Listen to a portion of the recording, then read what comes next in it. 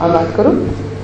جب انٹرویو والے میرے پاس آئے میں ان کو بولا کہ میں انٹرویو نہیں دینا چاہتی, جبکہ میں نے انٹرویو نہیں دیا تھا. میں نے بولا میں نے انٹرویو دے دیا, میں نے نہیں اس معاملے میں زیادہ پڑھنا چاہتی ہوں. میرے پاس صرف 1 منٹ کے لیے دے دیں, صرف آپ کی بات ریکارڈ کرنی ہے.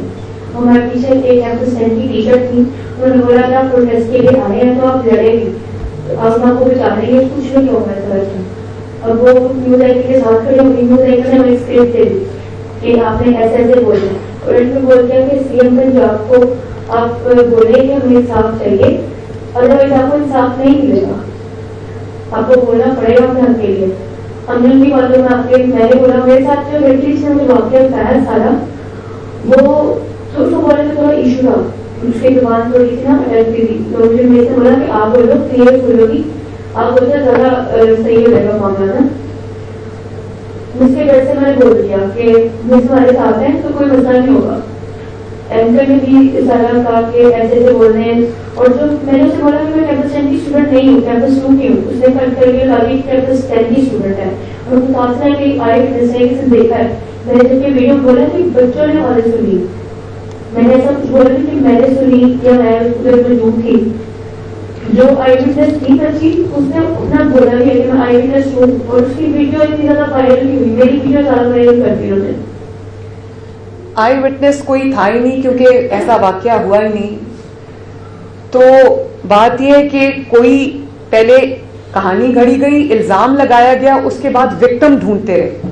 پھر جب وہ بچی عزا جو تھی اس نے انکار کیا کہ میں تو بیمار ہوں, میں تو کب سے پڑھی, میرے پاس میں نے پورا میڈیکل ریکارڈ دیکھا ہے. جو میں نے کمیٹی فیکٹ فائنڈنگ کمیٹی بنائی تھی انہوں نے پورا ریکارڈ دیکھا ہے. وہ واقعی ان دنوں میں ہاسپٹل میں داخل تھی.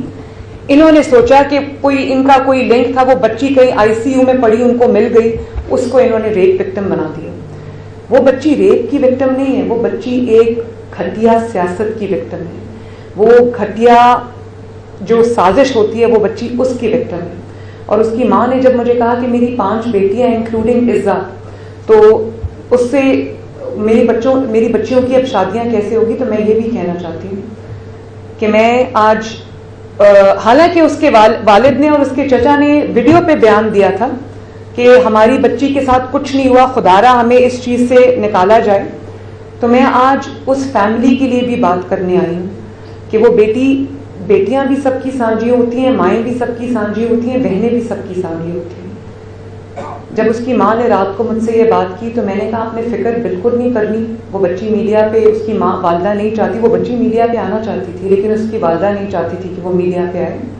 تو اس کے بہاف پہ میں یہ بات کرنا چاہتی ہوں کہ اس بچی کے اوپر ایک جھوٹا پوری کہانی گھڑی گئی ہے. وہ بچی بالکل پاک صاف ہے, اس کے اوپر یہ غلط الزامات لگے, اور میں تمام لوگوں کے سامنے آج یہ بات کرنا چاہتی ہوں.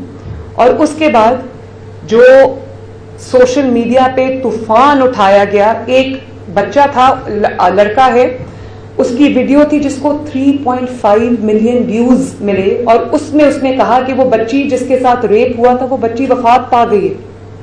جھوٹ بولا. اور آج جب میں آپ کو دکھانا چاہتی ہوں, آج اس کی ویڈیو آئی ہے اور وہ کہہ رہا ہے کہ یہ تو غلط بات ہے, یہ تو ہونا ہی نہیں چاہیے تھا, یہ کس نے یہ کیا ہے. کہ بار بار یہ جو پروٹیسٹ کی کالز دی جاتی ہیں, جلسوں کی کالز دی جاتی ہیں, گھیراؤ جلاؤ انتشار کی کالز دی جاتی ہیں, ان کی ناکامی کے بعد اب ایک بہت ہی گھٹیا اور بہت ہی خطرناک ترین منصوبہ انہوں نے بنایا.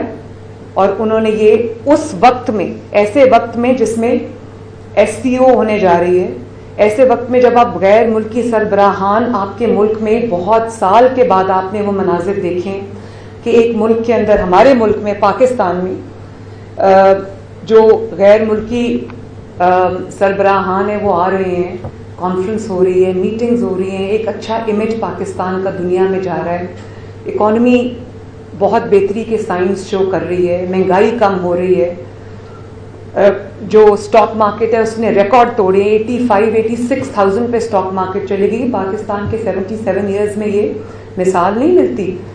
تو یہ ایک ایسی پارٹی ہے تحریک انصاف جس کو میں دہشت گرد جماعت کہتی ہوں, اور وہ ان کا ایجنڈا ہی یہی ہے, جب پاکستان اوپر جا رہا ہوتا ہے وہ نیچے جا رہے ہوتے ہیں. تو بات یہ ہے کہ انہوں نے ایک ایسی کہانی گھڑی اور ایک سازش گھڑی جس کے ہم بالکل باٹم تک ہم گئے ہیں. ہم نے اس کے مائنیوٹس ڈیٹیلز نکالے, بچوں کو استعمال کیا ہے, اپنے جو ان کے پرو اینکرز ہیں ان کو اینکرز نہیں کہنا چاہیے, جرنلسٹ نہیں کہنا چاہیے, ان کے پیڈ لوگ ہیں, ان کے ٹاؤٹس ہیں, ان سے انہوں نے ٹویٹس کرائیں, ان سے انہوں نے ویلاگس کرائے, ان سے انہوں نے ویڈیوز بنوائیں.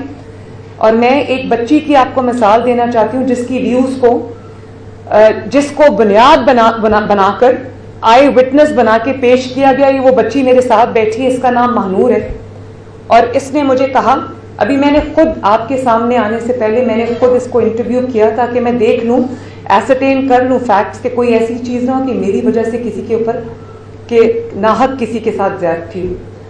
تو انہوں نے جو میڈیا پہ کہا, وہ جو ویڈیو میں نے دیکھی, انہوں نے کہا کہ بچی کی آوازیں سنی ہم نے, اس کو بیسمنٹ میں لے جایا گیا, اس کی ہم نے آوازیں سنی اور وہ دروازے لاک کر لیے گئے, اور اس کے بعد ریسکیو 1122 وہاں پر آیا.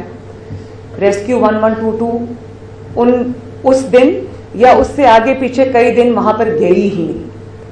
اس کے بیسمنٹ کی میں نے ویڈیوز منگوائی, وہاں کوئی لاکس ہی نہیں ہے, اور یہ بچی اس کیمپس کی بھی نہیں.